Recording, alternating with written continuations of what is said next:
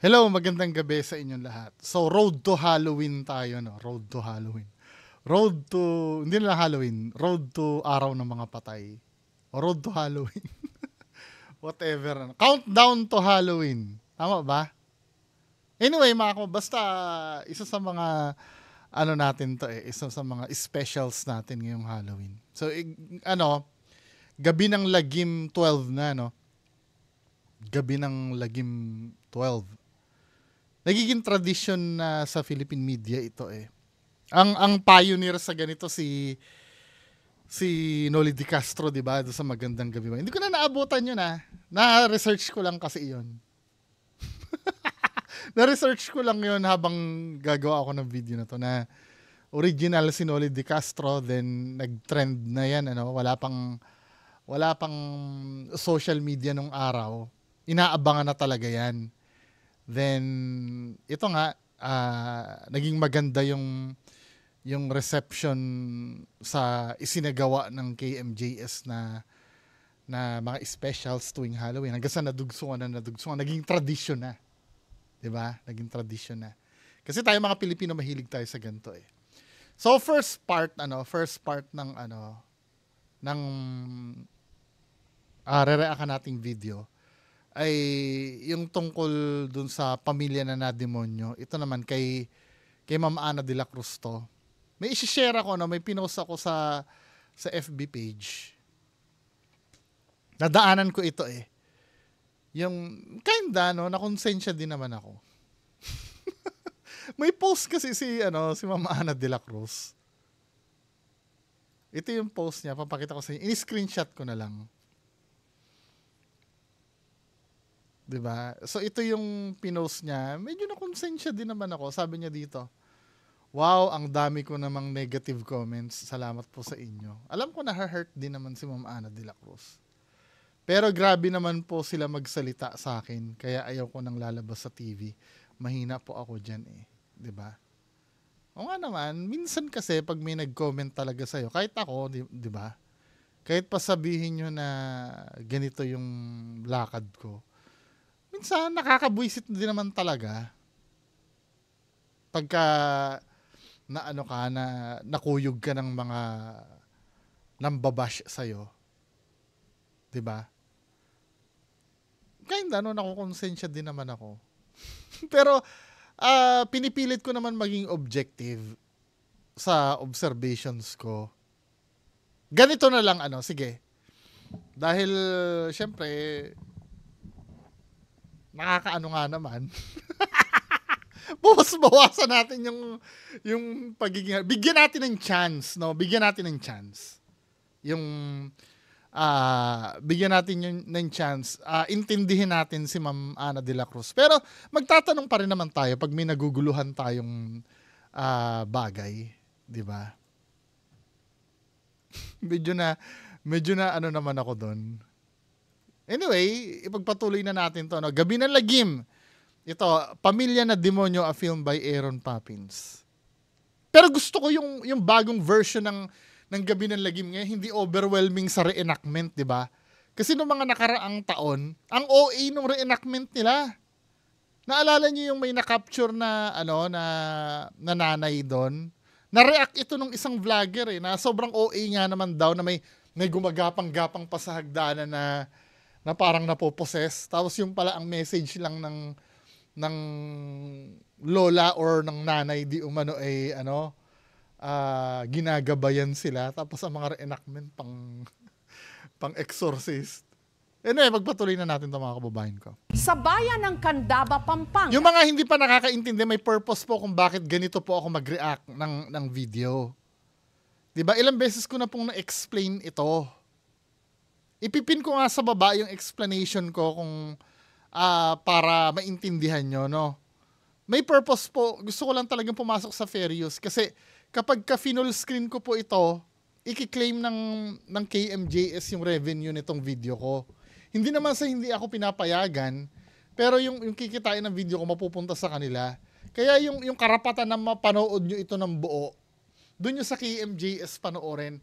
Ang ginagawa ko lang po dito sa video ay pang-reference lang natin pag nagre-react tayo. May isang pamilya na nagiging madalas daw ang gulo, away at hindi pagkakaunawaan. At ang itinuturo nilang sumisira sa kanilang pagsasama, mga nanggagambalang nilalang sa kanilang tahanan na di umano dumedemonyo sa kanila. Parang ano naman, no? Hindi, sabi nila, I think si Sir Jaime Licao ko yata nagsabi nun, na nakaka-affect naman talaga. Ay, Sir Jaime Licao ko ba? Basta someone na may study tungkol dyan, na nakaka-apekto naman daw talaga sa mental state ng mga nakatira if ever may evil spirit daw dun sa bahay. Pero parang ang ano naman nun, 'di ba, ako naman, sa akin naman, ang root cause ng pinag-aawayan nyo, problema nyong dalawa eh. Let's say nag-aaway kayo dyan sa bahay. Let's say nagkasagutan kayo ng nanay mo. 'Di ba? Sasabihin sa'yo na nanay mo, gabi ka na naman umuwi. Walang hiya kang bata ka. Palagi ka na lang ganyan. Parang wala nag-aalala sa'yo dito sa bahay 'Di ba? Kung pinapag-aral kita tapos puro bulakbol ang ginagawa mo. 'Di ba? Tapos ito namang mabubwisit naman yung bata, sasagot naman, mag-aaway sila. I mean, 'di ba, ang root cause naman nung pinag-aawayan hindi naman evil spirit kundi yung actions ng or siguro na-amplify siguro yung problema na pinagdadaanan, na instead na may option para maging pasensyoso, ang gawain ng demonyo siguro, lalo kang buyuhin na magalit. Pwede ba yon? Yun ba yung ibig sabihin? Ang nagpapabigat sa dibdib sa ilaw ng tahanan ng pamilya Macapagal na si Gloria, ang kaliwat ka ng gulo na umusbong sa pagitan nila nitong mga nakaraang linggo. Nalilisik yung mata niya. Para kakakong sinasapian ng demonyo. Mga bayaw ko, hindi kami maalis magkasundo. Paniniwala nila, hindi ito simpleng pagtatalo-talo. Magbuhat nung nagpakita nga yung maitim na lalaki. Yung mga anak ko, nagka-demonyo na yung mga utak nila. Sa bahay at Ba't di pamilya may nagpakita? raw kasi nila, may nakikitirang demonyo. Pero ang ganda ng bahay, no? Titigan pong maigi ang litratong ito. Pagka-zoom ko dun sa isang picture, nakadungaw po siya sa bintana. Tingin. Napa-analyze ba nila? Nung pinanood ko to parang hindi ko naramdaman na may nag-analyze ng picture. Pero tingnan natin Pero tingin ko, hindi naman siguro. Pagka-zoom ko dun sa isang picture, Nakikita nyo ba na may nakasilip?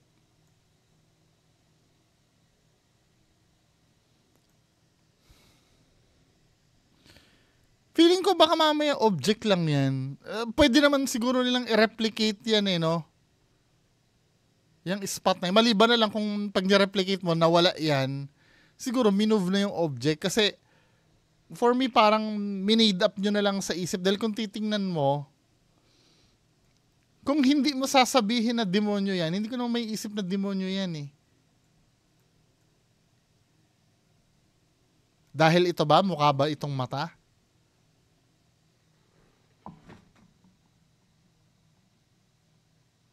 Ngayon, sasuggestan ko kayo, pwede nga puwet ng ng turtle yan Diba?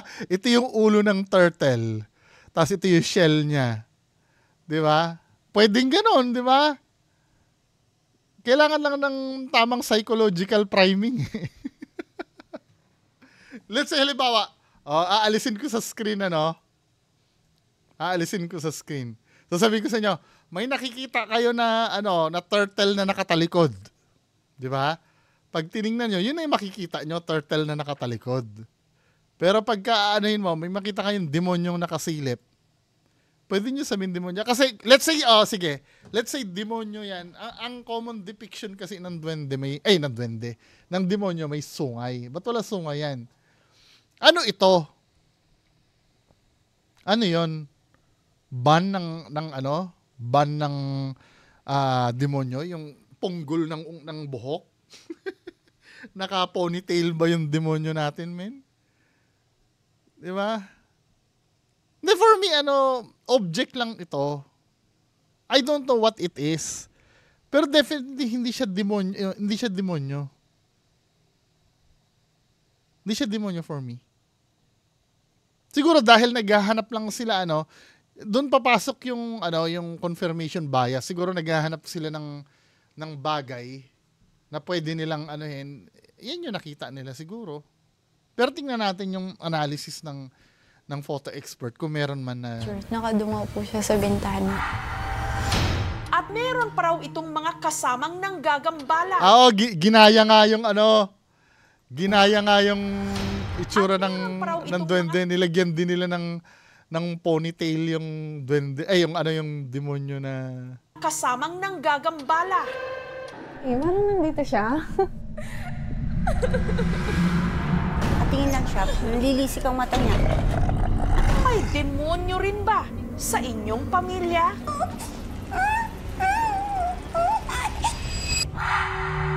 Oops.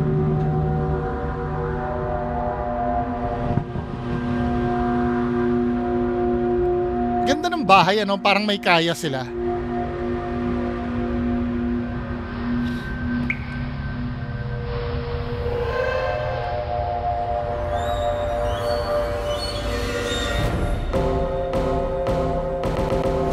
Mahigit 2 Ganda, oh. dekada nang nakatira. Siguro nag-OFW siguro may nag-OFW siguro sa kanila.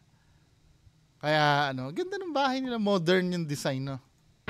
Ang mag-asawang Gloria at Lot kasama ang 12 nilang mga anak sa Dami. compound na ito sa Candaba, Pampanga. Ang kanilang pamilya ginagambala raw ng isang itim na lalaki. Madaling araw nitong Setyembre, nung naalimpungatan daw ang manugang ni Gloria na si Raika. Nag-CR po ako nun. Pagbalik po sa kwarto, umiga po ako nun.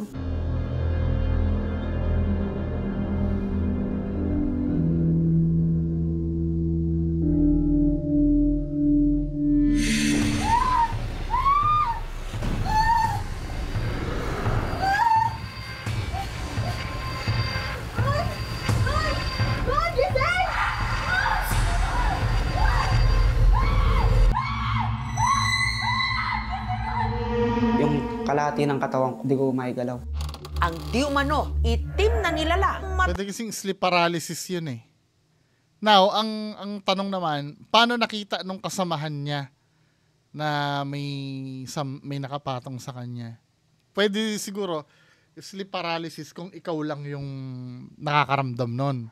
Nakita nung kasamahan mo eh. Kaya lang, ang problem kasi dito, hindi natin maintindihan yung istorya kasi sinisingita na agad nila ng reenactment. Diba? tagal na raw nagpaparamdam kay Ron. Umihi po ako. Pagpasok ko po, meron na po akong naaninagan. Ito, may explanation si Sir Adam dyan eh.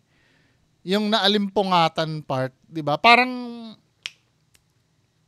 state of mind yon na pagkagising mo, hindi pa fully, kumbaga yung makina ng katawan mo, hindi pa mainit. Hindi pa fully na nagsisirculate yung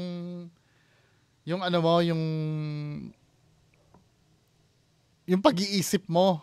Hindi pa siya ready na may tawag dun sa state na nakalimutan ko na yung sinabi ni Sir Adam Reyes. 'Di ba? Nasabi ni Sir Adam Reyes yan doon sa isang video na pumunta sila sa parang tenement.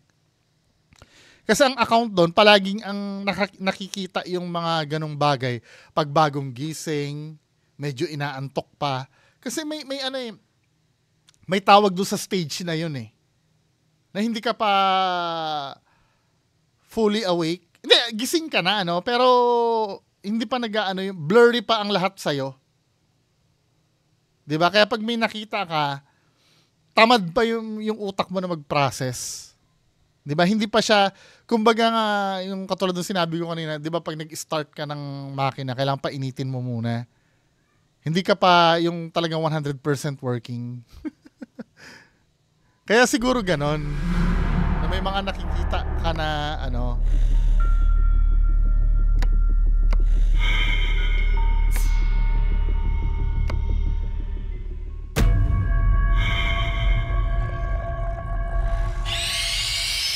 Na guys, twice po kami. Pula-pula yung mata.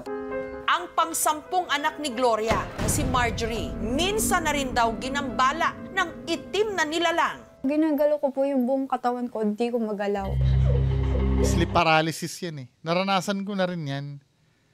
'Di ba? Ang common account ng tingnan natin kung paano.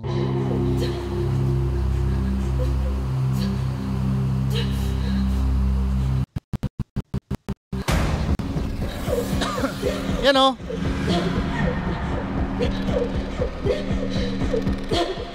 Parang may nakadagan po sa akin.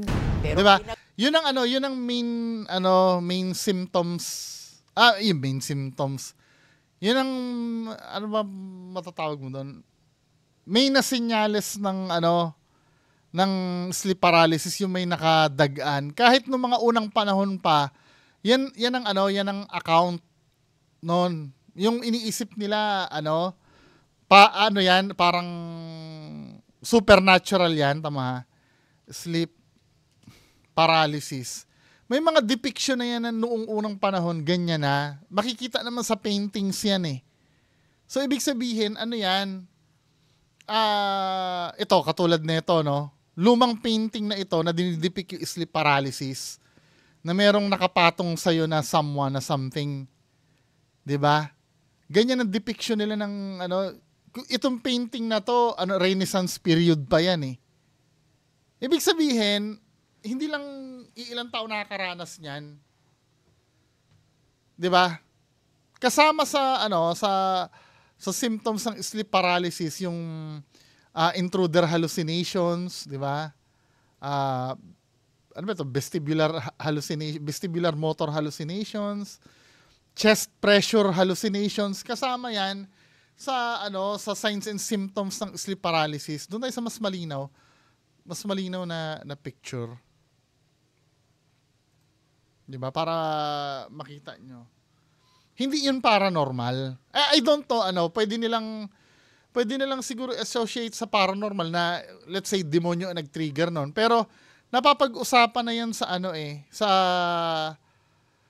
ito yung mga nangyayari diyan loss of muscle control just after falling asleep or before waking up. Sleep paralysis frequently involves hallucinations or a feel of suffocation. Kaya pag sinabi na pag yung experience mo, makakadebunk lang nun na isarili mo, kabulshitan yon.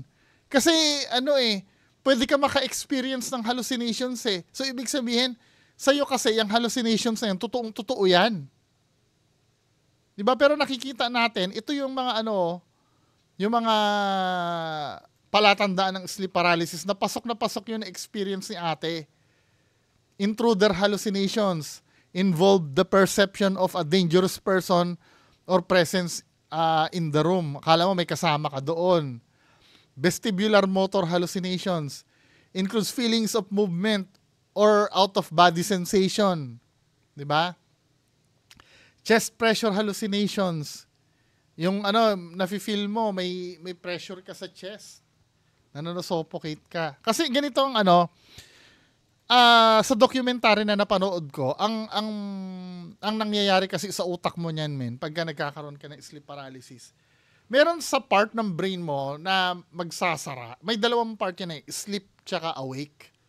Kapag ikaw ay makakatulog, 'di ba? Pag inaantok ka na, dahan-dahan na bubukas yung sleep part mo, magko-close yung awake.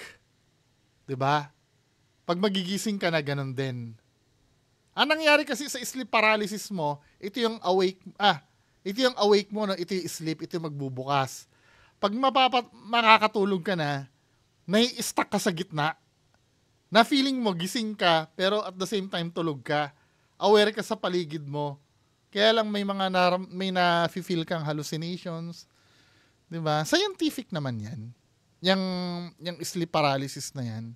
Now, kung may kinalaman ba 'yan sa paranormal, maybe pero maliit na percentage lang. 'Di ba? Nagdidiinan ng pamilya na hindi lang guni-guni nila ang lahat. Pero ako, nararanasan ko, no? Nararanasan yung sleep paralysis na yun sa specific area lang ng bahay. Let's say dito sa bahay ko, no? Pag natutulog ako sa taas, hindi naman ako ini-sleep paralysis.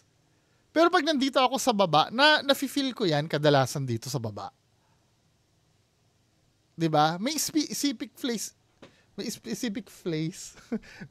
may specific place akong na-experience. Yun din naman, hindi ko rin naman maipaliwanag. Ano bang kinalaman ng lugar pag matutulog ka, ano? Kayo ba, may ano ba kayo nun? May ganun ba kayo? Dito sa lugar na to, na-sleep paralysis ka, pero pag sa isang lugar, hindi naman. Ang itinuturo nila kasing malademonyo sa kanilang bahay, kanila raw nalitratuhan. Tinignan ko lang po yung, yung LED lights na nilagay ko dun sa harapan. Tinig ko po yun ng 2 beses. Pagka-zoom ko dun sa isang picture, parang nakadungaw po siya sa Pero doon sa pangalawang picture, Titigang maigi. Noong time po na tinig ko yun, walang kalbo dito sa amin. Tapos wala pong tao dito. walang kalbo. In-enhance mo yung yung picture, nag-i-stand out talaga siya. Highly unlikely hindi siya edited. Yung vibrance niya, yung darkness, pati yung parang noise niya, consistent doon sa everything else in the photo. Definitely merong bagay talaga doon na sumilip or nagpakita. Oo, pero yung ano ba yung demonyo ba yon o multo? Yun kasi ang tanong yung pagiging edited ng picture, ibang usapan kasi iyon. 'Di ba? Kung edited ang picture o hindi, hindi naman edited. Pero ang tanong kasi, ano ba 'yon? Hindi naman na-determine kung ano 'yon. Kaya minsan makukuha out of context yung sinabi nung photo expert. Ay, totoo daw 'yan. Totoo nga naman yung picture. Ang problem kasi, ano ba 'yon yung nasa picture na 'yon? Sana 'yun ang nasasagot. Kagat ng dilim. Ang 3 kwarto sa 2nd floor, madalas daw, bakante. Baka ng bahay, ano? Kapatid kasing dating natutulog dito, mas piniling magkakatabi na lang na matulog sa kanilang sala. Si Marjorie, hanggat maaari, niiwasan na raw ang kanyang kwarto sa 2nd floor. Lalo't hindi lang daw ang malademonyong nilalang ang nagpaparamdam sa kanya roon, pati na raw ang isa, Black Lady. Old hag na kasama din sa sleep paralysis yan yung meron nga yung mama na nakasombrero 'di ba? Old hag, sleep paralysis, tingnan natin yon.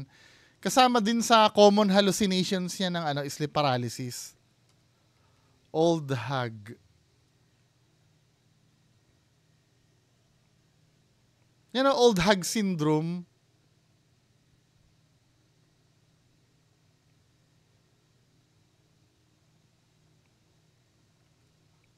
Ayan old hag. Ano ba ang meaning ng old hag? Old hag syndrome or sleep paralysis? Old hag. When you say old hag, ano ba yan?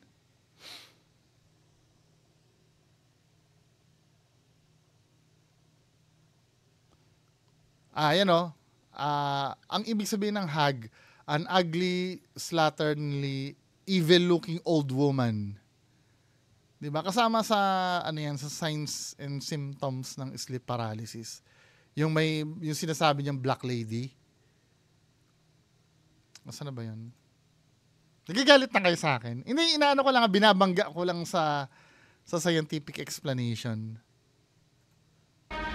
Nung i-interviewin sa kanyang kwarto, kapansin-pansing takot na takot siya. Nilalambot po ako, nanginginig. Ano yung nararamdaman mo? Nilalamig yung kamay ko na nanginginig. Ngayon na nagluluha ako. Bakit? Parang mabigat kasi. Parang nandito siya. Makikwento mo naman. Kaya mo ituloy. Pipilitin ko ba?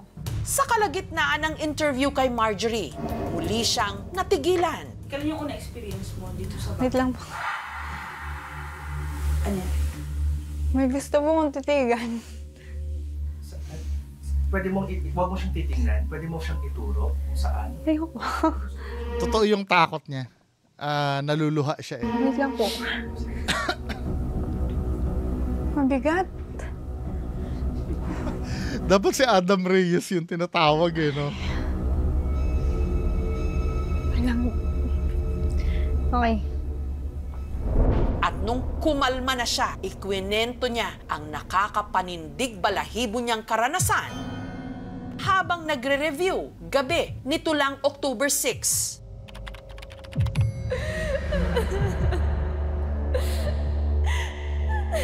Ay, pag mga ganyan may iyak-iyak na. Na naririnig.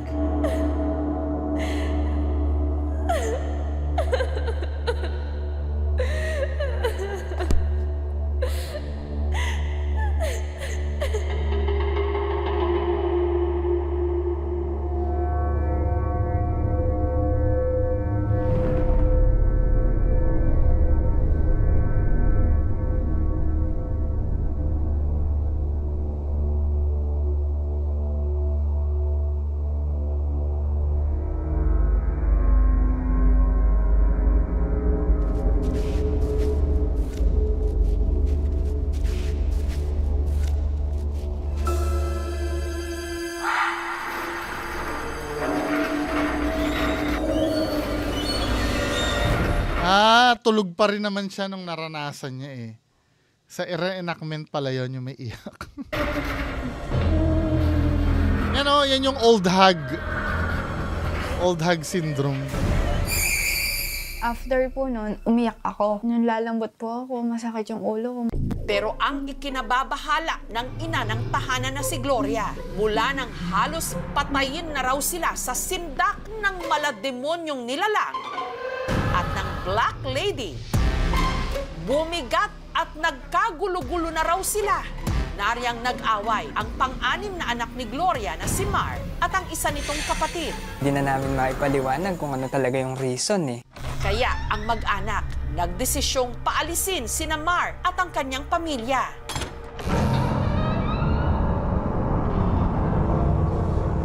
Nag-decide yung ate namin na mas magandang maghiwa-hiwalay na kami. Ang mister naman ni Gloria na si Lot na diagnosed noong 2021 ng Alzheimer's disease. Pero sa loob ng 3 taon, kamakailan lang daw ito nagsimulang maging bayolente. Hindi kasi parang may kinalaman yan, di ba? Nagde-deteriorate kasi ang ano ng may Alzheimer's eh. Sana may mga expert din sa health na ano. I have nothing ayoko na mag-English. Wala akong sapat na knowledge sa Alzheimer's, pero ang pagkakaalam ko diyan, ano, nagde-deteriorate ang ano niyan eh, may something sa brain niya na nagde-deteriorate. 'Di ba? Kaya mas maganda sana may nag-i-explain din na sa panig ng mga medical professionals. Yung mata niya, para sinasapian ng demonyo. Yan! Sino kausap mo? Yan! Ano sa'yo lahat? Aray ko, bitawan mo ako, nasasaktan na ako. Ano sa'yo lahat? Sino yan? Ako na. Bitawan mo ako, nasasaktan ako. Galing nung aktor na nasa likod, ano? Demonyong-demonyo talaga. Habang ang bunsong anak naman ni Gloria na si Ron, hindi rin daw nakokontrol ang sarili at napagbubuhatan pa ng kamay ang kinakasama nitong si Raika. Pinakita ko naman po sa kanya. Na-follow lang po sa magandang babae sa Facebook. Kapal talaga ng mukha. Yan, di ba? Yung mga ano dyan. Wala akong nakinig! Wala akong kinakausap, ha? Wala akong ibang kinakausap! Ibang lalaki, hilig tumingin sa ano eh, mga magagandang babae sa Facebook. Eh, mahiya kayo sa balat nyo. Diba? Naglalaro lang ako! Ha?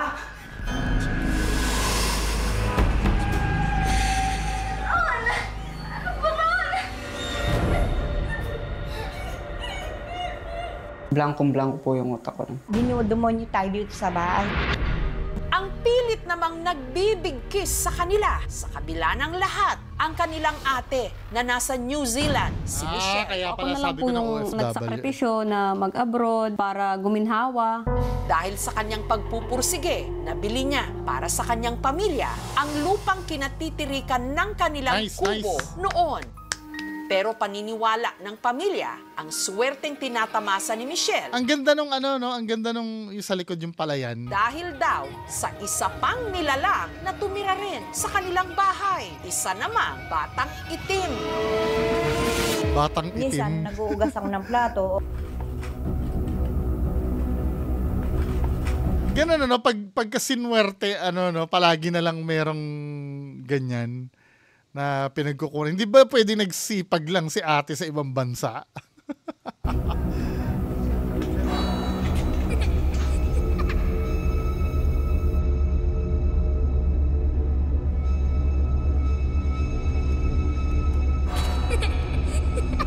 Nagsipag lang siguro.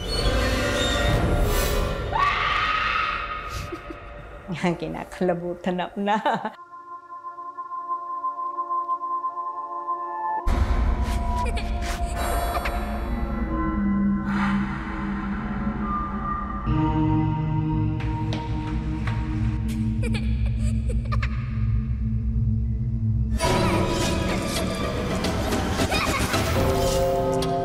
Ngunit ang pinaniniwalaan nilang swerteng dala ng batang itim, tila kinontra raw ng kaguluhang dala sa kanilang pamilya ng di umano, demonyo at black lady.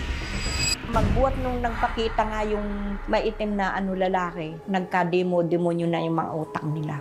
Kaya raw nakipag-ugnayan si Michelle sa aming programa. Ang pakiusap nila, mapuntahan sila ng psychic na si Ana de la Cruz. Dami pang si Ma'am Ana de la Cruz yun. Anyway, okay lang naman yan. Pero sana, sana hindi, mas maganda sana wag nyo munang kwentuhan si Ma'am Ana de la Cruz.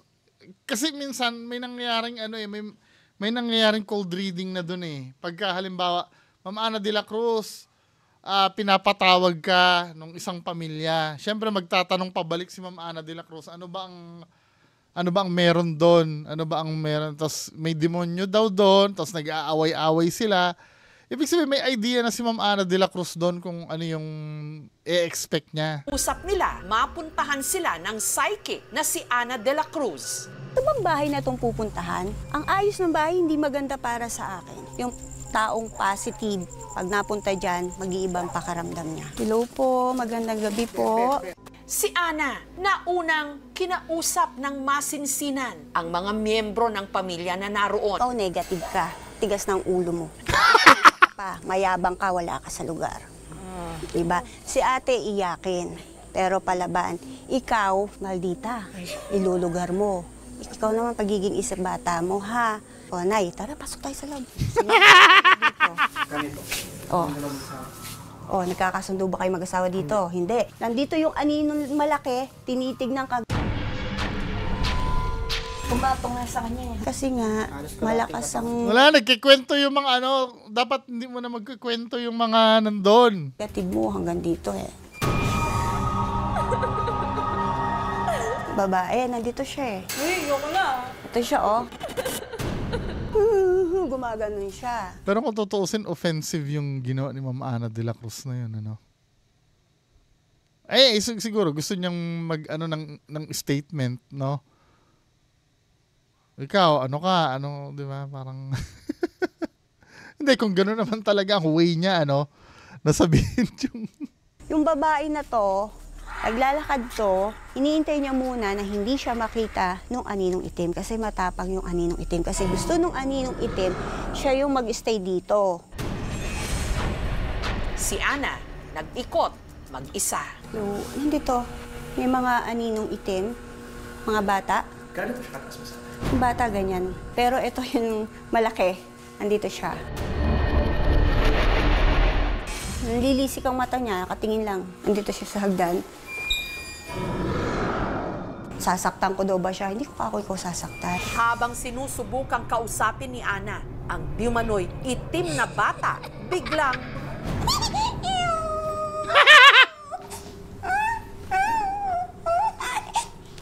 Ayaw niya eh. Pilit kong umano sa akin, ayaw.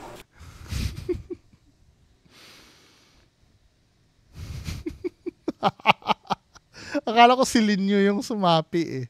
Ang Biyumanoy itim na bata biglang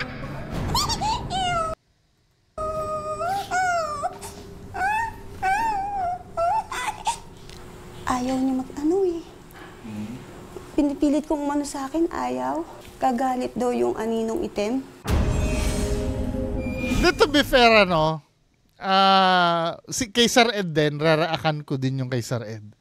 Kasi may nabasa akong comment dyan na parehas daw silang uma-acting ni Sir Ed. Hanggat maaari, hindi ako magiging bias. Ha? Pero ito kasi, di ba, let's say totoo yun, ayoko nang pagdudahan. Kasi syempre, nakonsensya naman ako dun sa ni Ma'am Ana de la Cruz na marami nagagalit sa kanya. Ito yung gusto ko maintindihan niya. Mamaya, mag-o-opinion ako mamaya. Sa kwarto naman ni Marjorie, di umano, nakita ni Ana ang babaeng umiiyak. Hingi lang daw po siya ng dasal. Para bang pinatay siya? Pinatay? 3 lalaki? Hinagis ako. Yun ang sabi niya. Sabi po. Pero di ba bagong bahay yan? Paano napunta dyan yun? Yung lugar siguro nila?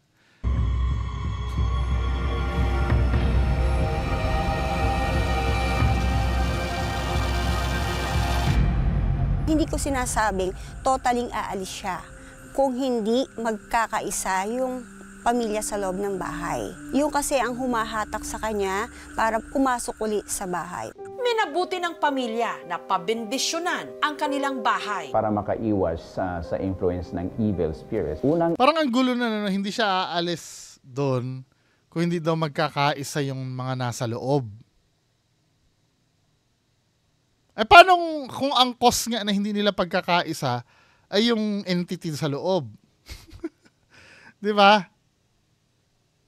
Lalabanan nila yon? Siguro, parang ganun siguro ibig sabihin ni Ma'am Ana de la Cruz. Una, love one another. Second, kailangan si God ang pinakasentro sa buhay. Sa puso, personal man, o sa inyong pamilya. Third, si God mismo ay inilagay niyo sa sentro ng inyong family circle. Ngayon na bless yung bahay namin, sana magiging okay na yung bahay namin. Wala nang manggagambala sa amin. Lahat tayo, pare-parehong may nilalabanang mga Ito yung sige ha, ayoko nang pagdudahan. Pagod na ako magduda kay Ma'am Ana de la Cruz. I don't know, dahil nakonsensya ako dun sa niya, no. Let's say totoo. Ito yung gusto kong ipaintindi ko sa inyo. Let's say totoo nga naman yung nangyari. Na may mga nasisensya doon, no. Kasi ngayon, sa panahon ngayon kasi, yung style kasi ni Ma'am Ana de la Cruz ay from early 2000 pa. Siyempre, yung mga tao, ito yung sinasabi ko lalo na doon sa psychic na nanonood sa akin.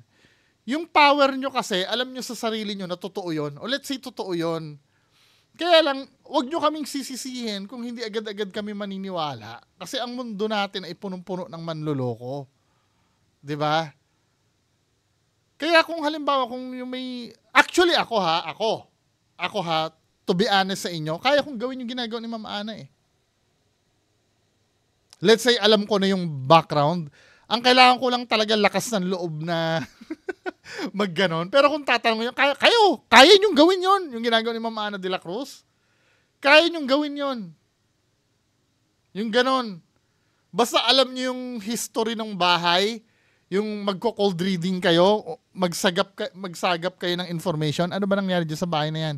May nagpapakita daw na demonyo, may bata daw na itim na nandoon, tsaka may black lady doon. O yun daw yung sinasabi. 'Di ba? Ano naman ang ginagawa doon ng mga may nag-aaway-away. Yung isang anak nila pinagbuhatan ng kamay yung kinakasama. At yung isa naman nag-aaway sila nung ganyan-ganyan. So may impression na ako na nag-aaway. Kaya tuloy pagdating ko doon, alam ko na yung sasabihin ko. 'Di ba? Ay dito sa part na to nakikita ko yung malaking tao. 'Di ba? Then dito naman nakikita ko yung kaya kong gawin yun eh. Nakita ko yung bata, patakbo-takbo, tapos yung yung gumaganon. Hindi ko sinasabing fake ha, sige. Hindi na ako magsasabing fake, kaya lang, kayang gawin lahat yon. Dito kasi papasok yung importansya ng device. 'Di ba? Para ma-validate yung kiniklaim. Hindi kasi gumagamit si Ma'am Ana de la Cruz ng ganon. Hindi kasi sapat sa panahon ngayon na nasabihan nyo lang kami dahil common na yan kaya nang gawin yan Sana naiintindihan ako ng mga psychic na ibig ko sabihin. Kailangan namin ng proof more than dun sa dinadaldal nyo lang. Diba? Hindi naman madi-differentiate dun kung ano Ngayon, kung ang pagbabasihan natin ay yung reputasyon ni Ma'am Ana de la Cruz, talagang let down sa akin yung sa Luwakan Road Sumablay siya dun Fake yung video nun sinakyan niya Panoorin nyo yon yung KMJS sa Luwakan Road. Fake yung video sinakyan ni Ma'am Ana de la Cruz. Sinabihan niya kaya yun sumakay sa'yo dito ganyan. Hindi nga nangyari yon. Diba? Using yung logic nun, i-apply ko dito. 'Di ba? Dala na ako magtiwala. Bagamat hindi ko naman sinasabi sa lahat ng oras nagsisinungaling si Ma'am Ana de la Cruz. 'Di ba? Pero mahirap na para sa akin. Ngayon, kung maniniwala kayo diyan, lahat tayo may kalayaan kayo na maniwala diyan. Maniwala kayo diyan, hindi ko kayo pipigilan. 'Di ba? Para sa inyo, totoo si Ma'am Ana de la Cruz. Go. Kalayaan niyo 'yan Pero wag niyong kalilimutan, kalayaan ko rin sabihin kung ano yung tingin ko. 'Di ba? Hindi ko kayo pinakikialaman, maniwala kayo diyan. 'Di ba? Ako, wag niyo rin akong pakialaman kung ano yung stand ko dito. 'Di ba? Pero promise sa mga susunod pagka yung ibang psychic na yung sumalang or lalo na si Sir Ed, hindi ako magiging bias. 'Di ba? Nga ba? Hindi, I'll try my best kasi yung pagiging bias kasi 'di ba? Tayo mga Pinoy. Kaya nga 'di ba, may mga hindi talaga naiiwasan 'yun pero I'll try my best na hindi ako maging bias. Kasi kahit nga sa korte nangyayari yan yung pagiging bias. Hindi mo talaga maiiwasan 'yan. 'Di ba? Pag halimbawa may pagdidesisyonan na sa korte, may mga judge na nag-i-inhibit. 'Di ba? Kasi unavoidable yung maapektuhan yung yung judgment mo nun nung bias mo Kaya nga wala namang judge na let's say sabihin mo yung anak ng judge ni rape tapos ang lilitisin niya yung suspect. 'Di ba? Ano na 'yon? Hindi pwede 'yon. Kailangan mag-inhibit yung judge doon, 'di ba?